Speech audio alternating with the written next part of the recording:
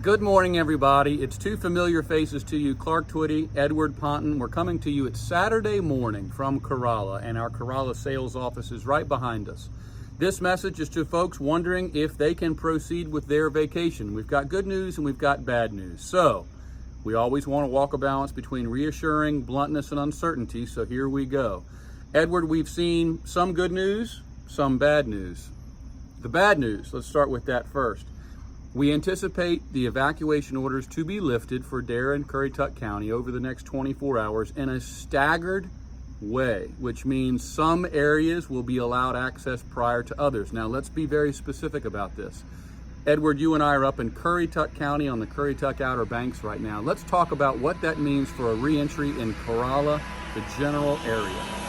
Well, on the Currituck Banks, we still have widespread power outages. I think some folks will look at this storm and say, oh, Corolla's on the far north end of this thing. I would venture to say that on the Currituck Banks, we have some of the wider spread power outages in this 24 miles of beach. And water. And water outages. And there's no anticipated timeline right now of any restoration. We ourselves have not heard anything as far as timeline for restoration. So, you know, we can't get you into a home with no power or water. Those homes are not habitable by law. So if a home does not have water and power, we simply cannot allow access, even if we could get across the bridge and up to Corolla, and that is still speculative. For the latest information on that, please stay tuned. Twitty Facebook, twitty.com. All of our storm material will be there to include the latest reentry information as we receive it from both Dare and Currituck County. A quick word of recognition, our neighbors and friends down to the south on Hatteras Island in Dare County, and then some of our friends down on Ocracoke Island, they have received a very, very tough share of this storm. So they have some power and water issues that I think are going to take days, if not weeks, to restore. Twitty and Company this morning went ahead and made a $1,000 donation to the Outer Banks Community Foundation, which is the disaster relief foundation for the Outer Banks, to include the Currituck Outer Banks and Ocracoke. We encourage anyone who loves the Outer Banks as we do, consider making a donation to the Outer Banks Community Foundation. Edward, the short version this morning for anyone thinking of traveling to the Outer Banks on Saturday and Sunday?